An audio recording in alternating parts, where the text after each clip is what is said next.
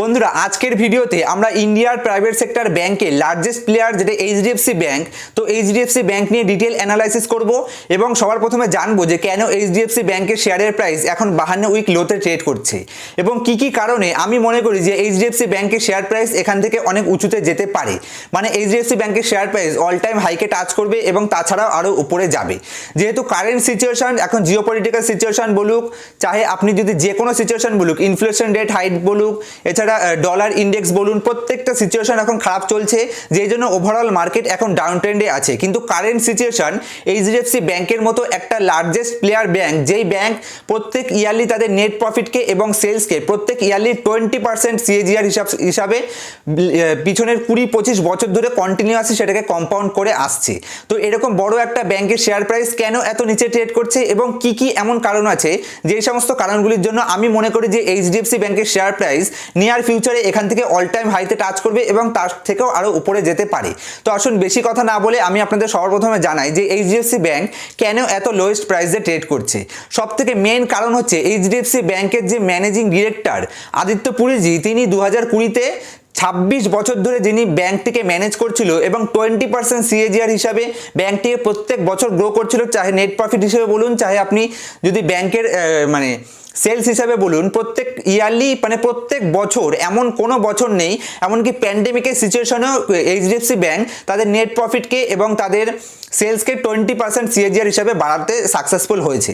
তো এই যে ম্যানেজিং ডিরেক্টর ছিল আদিত্য পুরীজি, তিনি 2020-তে ম্যানেজিং ডিরেক্টর পদ থেকে তিনি ইস্তফা দিয়েছেন, মানে যেটাকে বলা হয়ে থাকে যে তিনি ম্যানেজিং ডিরেক্টর পদ থেকে তিনি মানে চলে এসছেন, মানে তিনি রিটায়ারমেন্ট নিয়ে নিয়েছেন। তো এই কারণে অনেকে মনে করছিল যে এইচডিএফসি ব্যাংকের ম্যানেজিং ডিরেক্টরের মেন হেড তিনি 26 বছর ধরে ব্যাংকটিকে ম্যানেজ করছিল এবং তারপরে তিনি রিজাইন করেছিল এবং তার রিজাইন করার জন্য হয়তো অনেক ইনভেস্টর মনে করেছে যে হয়তো এবার ব্যাংকের সিচুয়েশন খারাপ হতে পারে, কারণ এত বছর ধরে এত বড় ব্যাংকটাকে যে সামনে এসছে তারপরে তিনি রিজাইন করছে, সেই জন্য হয়তো অনেকে ভেবেছিল যে ব্যাংকের প্রাইস নিচে আসতে পারে। এই জন্য সবার প্রথম রিজন ব্যাংকের মানে প্রাইসের নিচে এসে, সেটার ফার্স্ট রিজন হচ্ছে এটা।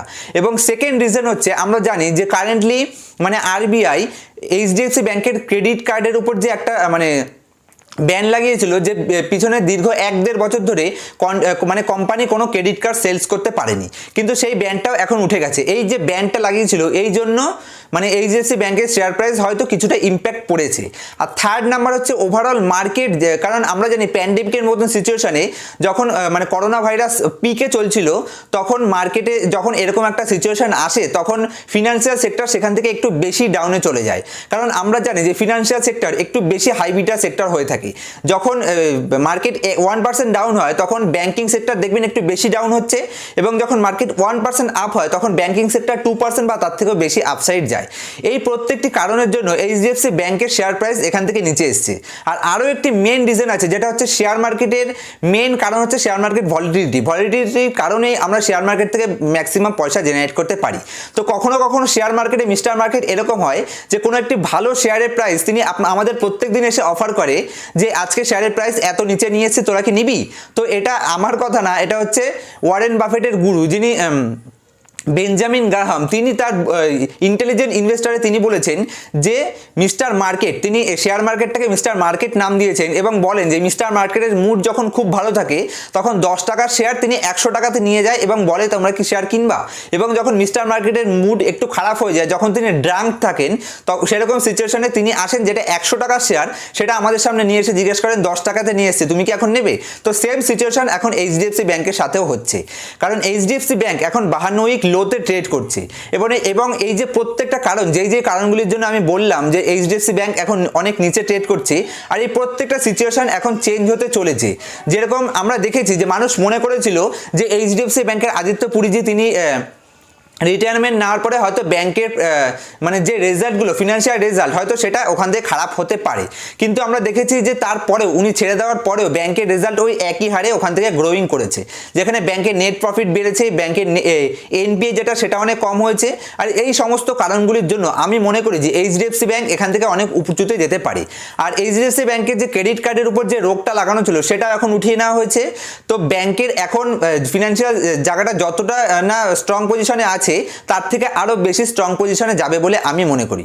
আসুন এবার আমি আপনাদের ফান্ডামেন্টালস দেখে বোঝানোর চেষ্টা করি যে এইচডিএফসি ব্যাংকের ফান্ডামেন্টালে আমি শুধু মুখে বললেই হবে না, ব্যাংকের রেজাল্ট আপনাদের দেখাচ্ছি এবং সেখানে কিছু বোঝানোর চেষ্টা করছি যে এইচডিএফসি ব্যাংক কেন আমি মনে করি যে এইচডিএফসি ব্যাংক এখান থেকে অনেক উঁচুতে যেতে পারে। আসুন আমি বেশি কথা না বলে আপনাদের স্ক্রিনের উপর নিয়ে যাই এবং স্ক্রিনার.com ওপেন করে স্ক্রিনারে আপনাদের দেখাই যে এইচডিএফসি ব্যাংকের ফান্ডামেন্টাল কতটা স্ট্রং। তো আমি স্ক্রিনারে এইচডিএফসি ব্যাংক ওপেন করে নিয়েছি এবং এখানে যদি আমরা একটু উপরের দিকে উঠাই তাহলে এখানে কিছু ইম্পর্টেন্ট রেশিও সবার প্রথমে আপনি পেয়ে যাবেন, যেখানে কোম্পানির কারেন্ট পি হচ্ছে 18.9। যদি আমরা একটু উপরের দিকে উঠাই এখানে আপনি দেখতে পাবেন কোম্পানির গ্রাফে কোম্পানি কারেন্টলি 200 ডেজ মুভিং অ্যাভারেজের অনেক নিচে ট্রেড করছে। তো এত ভালো একটা ব্যাংক এত নিচে ট্রেড করছে, এটা খুব একটা পজিটিভ সাইন। যদি আমরা একটু উপরের দিকে উঠাই কোম্পানির পেয়ার কম্পারিজনে যদি আমরা দেখি তাহলে আপনারা ভালো করে দেখতে পাবেন যে কোম্পানির যে কম্পিউটার অ্যাডভান্টেজ সেটা আপনারা বোঝার চেষ্টা করুন যে এইচডিএফসি ব্যাংক নাম্বার 1 পজিশনে আছে কারেন্টলি। আর যদি সেকেন্ড নম্বরে আইসিআইসিআই ব্যাংক অথবা থার্ড নম্বরে কোটাক মহিন্দ্রা ব্যাংকের সাথে যদি আমরা এটা তুলনা করি তাহলে আপনারা দেখতে পাবেন যে কারেন্টলি এইচডিএফসি ব্যাংকের পি 18.93তে ট্রেড করছে। আর যদি আমরা Kotak Mahindra bank third largest ব্যাংকের সাথে যদি আমরা তুলনা করি তাহলে কারেন্টলি কোটাক মহিন্দ্রার পি কত 28.88। তো এখানে একটা গ্রোয়িংয়ের ফার্স্ট অপশান আমি বুঝতে পারছি, যেখানে Kotak Mahindra bank third number bank হওয়া সত্ত্বেও তার পি আছে 28 এবং এইচডিএফসি ব্যাংকের পি 18। তো এখান থেকে গ্রো হওয়ার অনেক চান্স থাকে যদি এইচডিএফসি ব্যাংকের ফিনান্সিয়াল স্টেটমেন্ট ভালো থাকে। তো ফিনান্সিয়াল স্টেটমেন্ট আমি আপনাদের দেখাবো, তার আগে এখানে কিছু ইম্পর্টেন্ট জিনিস দেখিয়ে দিই। তো যদি আমরা এইচডিএফসি ব্যাংকের কোয়ার্টারলি সেলসের কথা বলি তাহলে এইচডিএফসি ব্যাংকের কোয়ার্টারলি সেলস কত আছে 35,574 কোটি টাকা। আর যদি সেকেন্ড নাম্বারে আইসিআইসিআই ব্যাংকের সাথে তুলনা করি তাহলে আইসিআইসিআই ব্যাংকের এখানে কোয়ার্টারলি সেলস কত আছে 24,999 কোটি টাকা। আর যদি থার্ড নাম্বার কোটাক মহিন্দ্রা ব্যাংকের সাথে যদি আমরা তুলনা করি তাহলে আপনারা এখানে দেখতে পাবেন কোটাক মহিন্দ্রা ব্যাংকের সেল কত আছে কোয়ার্টারলি 8,838 কোটি টাকা। তো যেখানে কোটাক মহিন্দ্রা ব্যাংকের কারেন্ট পি হচ্ছে 28.88, তো সেখানে এইচডিএফসি ব্যাংকের পি কত 18 এবং কোম্পানির সেল যেখানে এত বেশি আছে, যদি আমরা এইচডিএফসি ব্যাংকের সেল দেখি 35,574 কোটি টাকা আর সেখানে কোটাক মহিন্দ্রা ব্যাংকের সেল কত আছে 8,838 কোটি টাকা। তো এখানে একটা সিম্পল যে জিনিসটা আমার চোখে পড়ছে সেটা এইচডিএফসি ব্যাংকের সেল বেশি আছে, কোম্পানির যদি প্রফিট বেশি হয় তাহলে সেই ব্যাংকেরও পি এখান থেকে উঠতে বাধ্য। তো যদি আমরা এখান থেকে আরেকটু উপরের দিকে স্ক্রল করি কোয়ার্টারলি রেজাল্ট যদি আমরা দেখি তাহলে আপনারা দেখতে পাবেন যে এইচডিএফসি ব্যাংকের রেভিনিউ 2019 থেকে 2022-এ কোথায় গেছে। 2019 থেকে যদি আমরা কোয়ার্টারলি রেভিনিউ দেখি তাহলে আপনি দেখতে পাবেন যে কন্টিনিউয়াসলি কোম্পানির রেভিনিউ এখান থেকে গ্রো করে এসছে। তো যদি জুনে 2019-এর যদি আমরা রেভিনিউ দেখি 29,176 কোটি টাকা ছিল, সেটা নেক্সট 3 কোয়ার্টারে কত গেছে 30,000 নিয়ে গেছে, তারপরে 31,000 32,000 এখান থেকে কন্টিনিউয়াসলি গ্রো করতে করতে এটা কোয়ার্টারলি রেজাল্ট মানে প্রত্যেক 3 মাসে কোম্পানি এই হারে গ্রো করেছে। আর যদি আমরা 3 মাসের যদি কোয়ার্টারলি আমরা নেট প্রফিট দেখি তাহলে নেট প্রফিটও আপনারা দেখতে পাচ্ছেন যে এখানে কন্টিনিউয়াসলি কোম্পানি এখানে গ্রো করে এসছে। তো currently company highest ever revenue এবং হাইয়েস্ট কোম্পানির প্রফিট গ্রোথ দেখিয়ে এসছে। তো যদি আমরা আরও উপরের দিকে ওঠাই প্রফিট অ্যান্ড লস স্টেটমেন্টে দেখি তাহলে আপনারা এখানে ইয়ারলি দেখতে পাবেন যে ইয়ারলি কোম্পানি কী হারে গ্রো করেছে। যেখানে কোম্পানি 2011-তে কোম্পানির টোটাল রেভিনিউ ছিল 20,043 কোটি টাকা, সেখান থেকে কন্টিনিউয়াসলি গ্রো করেছে 2012-তে 28,000 এবং 2013-তে 35,000 42,000 কন্টিনিউয়াসলি গ্রো করতে করতে কোম্পানি এখন 1,35,936 কোটি টাকা রেভিনিউ, যেখানে all time high company revenue growth দেখাচ্ছে। প্রত্যেক বছর কোম্পানি রেভিনিউ গ্রোথ করছে এবং শুধুমাত্র রেভিনিউ গ্রোথ না কোম্পানির নেট প্রফিটও হচ্ছে। কোম্পানির নেট প্রফিট যদি আপনারা এখানে দেখেন যে 3,992 কোটি টাকা, তারপর 5,247 কোটি টাকা, এরকম কন্টিনিউয়াসলি গ্রো করতে করতে কোম্পানির কারেন্ট যদি এখন এই বছর দেখা যায় তাহলে 38,053 কোটি টাকা company currently net profit generate করছে। তো একটা বছরও এরকম নেই কোয়ার্টারলি রেজাল্ট হোক, সেটা যদি আপনি ইয়ারলি রেজাল্ট দেখেন কোনো কোয়ার্টারলি রেজাল্ট অথবা ইয়ারলি রেজাল্ট কোনো রেজাল্টে এরকম রেজাল্ট নেই যে কোম্পানি আগের কোয়ার্টারে যতটা প্রফিট করেছিল তার থেকে নেক্সট কোয়ার্টারে তার থেকে কম প্রফিট করেছে। আর ইয়ারলি তো আমি ছেড়েই দিচ্ছি, ইয়ারলি গ্রোথ তো এখানে হিউজ পরিমাণ, যেখানে কোম্পানির 20%-এর বেশি প্রত্যেক ইয়ারলি কোম্পানি নেট প্রফিট এবং রেভিনিউ গ্রোথ আমাদের দেখিয়েছে। তো যদি আমরা কোম্পানির ব্যালেন্স শিট দেখি, ব্যালেন্স শিটে আপনারা এখানে দেখতে পাবেন কোম্পানির শেয়ার ক্যাপিটাল, এখানে শেয়ার ক্যাপিটাল ভালোই আছে। তো যদি আমরা কোম্পানির একটা জিনিস এখানে খেয়াল করবেন যে কোম্পানির বড়োয়িং যেটা আছে এটা কিন্তু কোম্পানির লোন। তো এটা একটা ফিনান্সিয়াল সেক্টর, ব্যাংকিং সেক্টরের ক্ষেত্রে কোম্পানির বড়োয়িং যত বেশি হবে সেটা তত পজিটিভ, কারণ ব্যাংক আমাদের থেকে পয়সা নিয়ে সেই পয়সাটাকেই কিন্তু গ্রো করে, মানে সেটা কোনো কোম্পানিতে দিয়ে সেখান থেকে কোম্পানি মানে ব্যাংক ইন্টারেস্ট ক্রেডিট করে সেখান থেকে কোম্পানি মানে প্রফিট জেনারেট করে। সেই জন্য ফিনান্সিয়াল সেক্টরের ক্ষেত্রে যখন আমরা দেখব সেক্ষেত্রে আমরা বড়োয়িংটাকে যত বেশি হবে সেটা তত ভালো, মানে কোম্পানি তত বেশি পয়সা উঠাচ্ছে, আর যত বেশি পয়সা উঠাবে কোম্পানি তত বেশি মানে সেলও করবে এবং তত বেশি রেভিনিউ জেনারেট করবে। আর যদি আমরা এখান থেকে কোম্পানির শেয়ার হোল্ডিংস প্যাটার্নস দেখি তাহলে আপনি এখানে শেয়ার হোল্ডিংস প্যাটার্নে দেখুন 2019 থেকে 2022 অবধি আছে। 2019-এ প্রোমোটারের কাছে কত ছিল? 26.25%।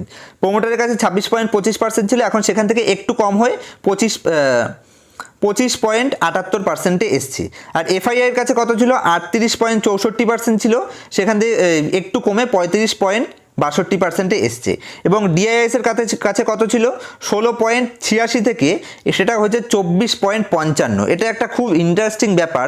আপনারা একটা জিনিস ভালো করে বোঝার চেষ্টা করুন, যেখানে প্রোমোটার কিছুটা শেয়ার বিক্রি করেছে এবং এফআইআই 38% থেকে 35%-এ নিয়ে এসছে, মানে এখানে 3% প্রোমোটার এফআইআই বিক্রি করেছে।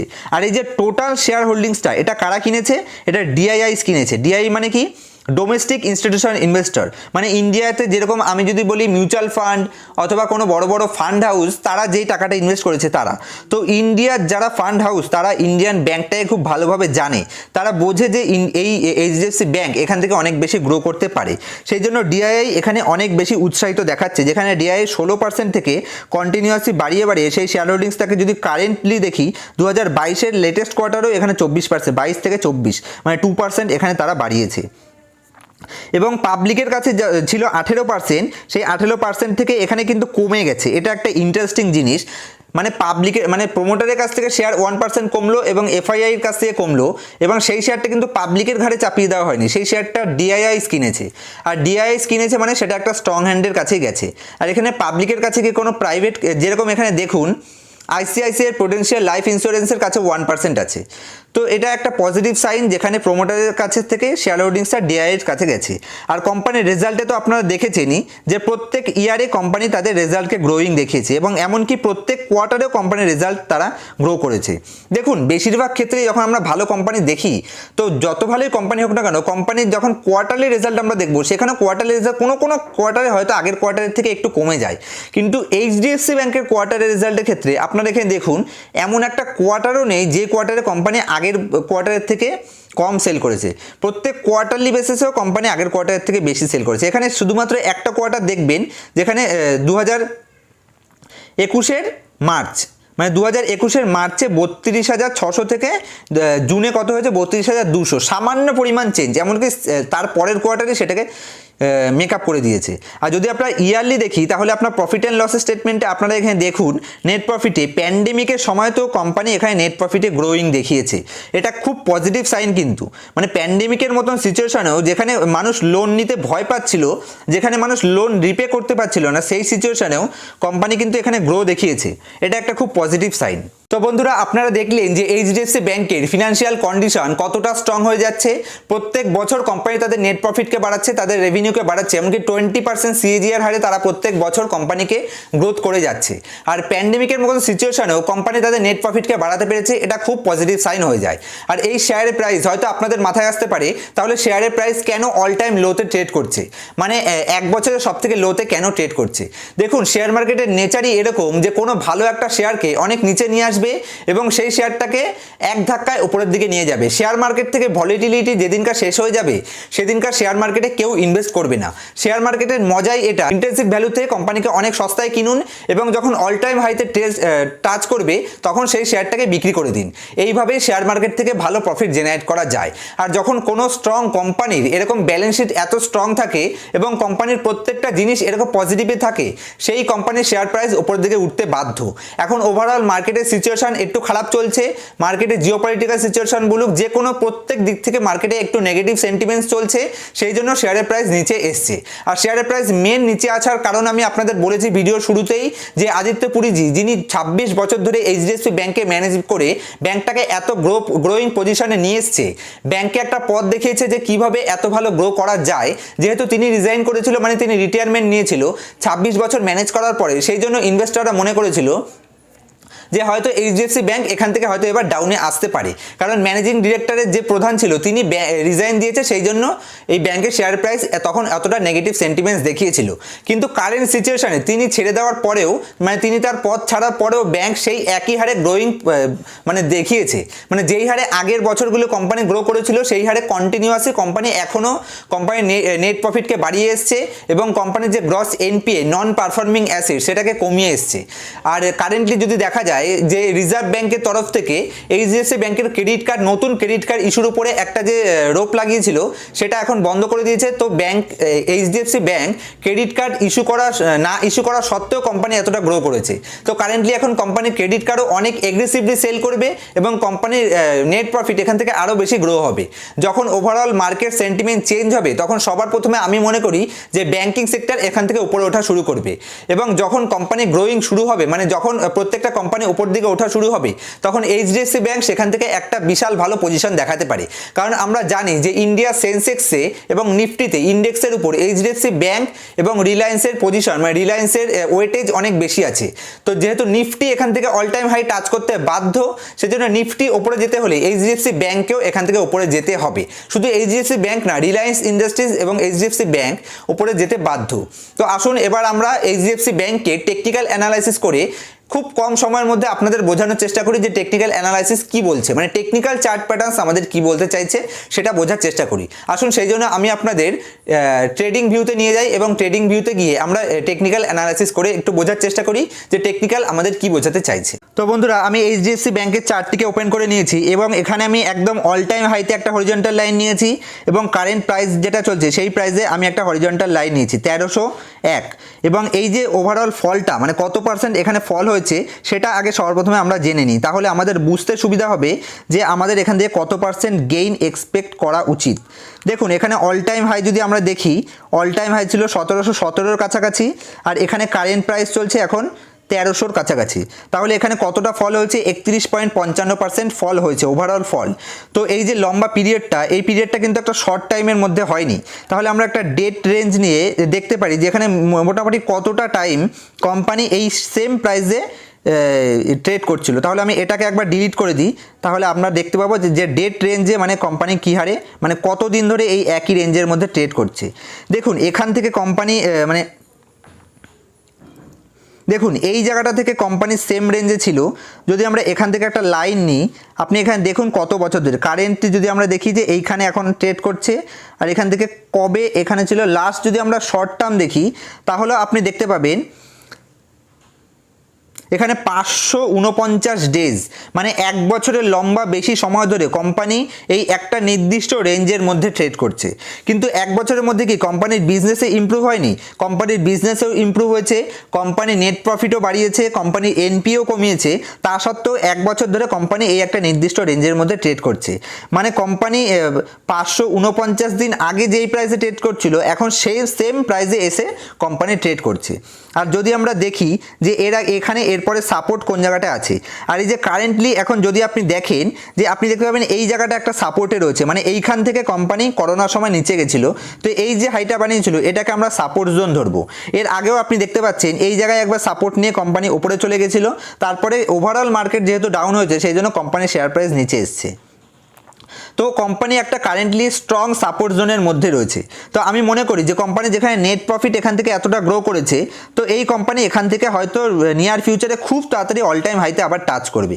আর অল টাইম হাইতে টাচ করলে যে কত পয়েন্ট উপরে যেতে পারে এটার একটা বেস্ট ক্যালকুলেশন হচ্ছে এখন কারেন্টলি যে 31% আমরা দেখলাম অল টাইম হাই থেকে ডাউনে এসছে, তো 31% অ্যাচিভ করবে এবং তার উপরে আরও 31%, মানে কম করে আমরা 50% এখান থেকে আমরা ধরতেই পারি যে 50% আপ ট্রেন্ড এখানে দেখাবে। এবারে এই 50% আপ ট্রেন্ডটায় 6 মাসে করবে না 1 বছরে করবে সেটা বলা খুবই ডিফিকাল্ট ব্যাপার, কারণ শেয়ার মার্কেট যখন এখান থেকে overall all time high touch করবে তখন এই শেয়ারের প্রাইসও এখান থেকে উপরের দিকে যাবে। তো আমি মনে করি যে আপনারা টেকনিক্যাল অ্যানালাইসিসটাও বুঝলেন খুব সহজে। টেকনিক্যাল অ্যানালাইসিসে এমন কিছু বেশি জিনিস নেই এইচডিএফসি ব্যাংকে দেখার মতন, যেখানে কোম্পানি 500 কতদিন ধরে একই নির্দিষ্ট রেঞ্জে ট্রেড করছে, 1 বছরের বেশি সময় ধরে, মানে 1 বছরের পুরনো প্রাইসে কোম্পানি ট্রেড করছে। আর এত ভালো স্ট্রং ফান্ডামেন্টাল কোম্পানি কন্টিনিউয়াসলি এত বছর লম্বা সময় ধরে যখন একটা জায়গায় ট্রেড করছে, তার মানে কোম্পানি যখন এখান থেকে আপ ট্রেন্ড দেখাবে, কোম্পানি অল টাইম হাই তো যাবেই। এবং তাছাড়াও আমরা দেখেছি যে 31% ডাউনে এসছে, মানে এখান থেকে 50% তো কোম্পানি আপ ট্রেন্ড দেখাবে যখন ওভারঅল মার্কেট সেন্টিমেন্ট এখান থেকে চেঞ্জ হবে।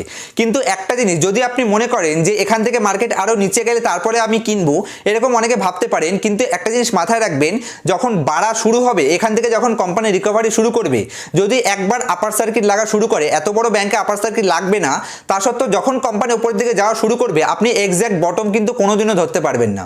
আপনি যদি মনে করেন যে সব থেকে নিচে যাবে তখন আমি ধরবো, তাহলে আপনি একটা ভুল ডিসিশন নিচ্ছেন। এখন থেকেই কোম্পানিটাকে কেনা শুরু করুন, এবং এখান থেকে যদি আরও ডিপে যায়, তাহলে আপনি মানে buy on dip strategy apply করুন। প্রত্যেক 5% বা 10% ডাউন গেলে আপনি কিছু চাঙ্ক পরিমাণ অ্যামাউন্ট সেখানে ইনভেস্ট করা শুরু করুন। এইভাবে আপনি স্ট্রং কোম্পানিতে ইনভেস্ট করতে পারেন। যদি আপনি এই পজিশনেও পুরো টাকা ইনভেস্ট করেন, তাহলেও আপনার চিন্তা করার কোনো বিষয় নেই, কারণ এইচডিএফসি ব্যাংকের মতন ব্যাংক অল টাইম লোতে, মানে 52 উইক লোতে ট্রেড করছে, এবং কোম্পানির ফান্ডামেন্টাল খুব পরিমাণে হারে আমাদের সাপোর্ট করে যাচ্ছে। তো এখন যদি আপনি এই শেয়ারটাকে মিস করে যান, তাহলে 2023, 24, 25-এ গিয়ে আপনি আফসোস করবেন যে কেন আমি ওই সময় এইচডিএফসি ব্যাংকটাকে অ্যাভয়েড করে গেলাম। আর বন্ধুরা, আমি মনে করি যে এই ভিডিও থেকে আপনারা ভালোভাবে বুঝতে পেরেছেন এই কোম্পানি কতটা স্ট্রং টেকনিক্যালি এবং fundamentally, business wise, management wise, প্রত্যেক দিক থেকে কোম্পানি পজিটিভ দিক সাইন দেখাচ্ছে। আর যদি ভিডিওটি ভালো লেগে থাকে তাহলে চ্যানেলটিকে সাবস্ক্রাইব করে রাখবেন। আর ভিডিওটি যদি সত্যি করে ভালো লাগে তাহলে লাইক, কমেন্ট, শেয়ার করতে ভুলবেন না, কারণ ইউটিউব অ্যালগোরিদম ডিসাইড করে কোন ভিডিও কতটা ভালো, সেই ভিডিওতে কতটা লাইকস এবং কমেন্ট এসছে তার উপরে। আর ভিডিওটি ভালো লাগলে কমেন্ট করবেন যে আপনারা নেক্সট ভিডিওতে কোন টাইপের ভিডিও দেখতে চান, সেটাও আমাকে কমেন্ট করে জানাবেন। তো আজকের মতো এই অবধি, দেখা হবে নেক্সট ভিডিওতে কোনো ইন্টারেস্টিং টপিকের সাথে। ততক্ষণ পর্যন্ত happy investing, happy trading, bye bye, sign out. আর ভিডিও শেষ করার আগে আমি একটা কমেন্টের অ্যান্সার দিয়ে দিই। কালকে রাতে আমাকে একজন কাকু কোশ্চেন করেছিল যে তার বয়স 53 বছর, তিনি কিভাবে ইনভেস্টমেন্ট করতে পারে, এবং তিনি টোটাল 5 লাখ টাকা ইনভেস্ট করতে চান। তো তার উদ্দেশ্যে জানাচ্ছি, যেহেতু আপনার বয়স মানে 50 বছরের বেশি, সেহেতু আপনার রিস্ক নেওয়ার ক্ষমতা অনেকটা কম হয়ে যাচ্ছে। সেই জন্য আমি মনে করি আপনার টোটাল যা জমানো পয়সা আছে, আপনার সেভিংস, সেখান থেকে 50% আপনি ইকুইটি মার্কেটের জন্য রাখতে পারেন। তার বেশি আপনাকে কোনো মতেই ইনভেস্ট করা উচিত না, কোনো মতেই না। আর সেকেন্ড হচ্ছে কি, আপনার উপর কতজন মানুষের ডিপেন্ডেন্সি আছে সেটা তো আমি জানি না।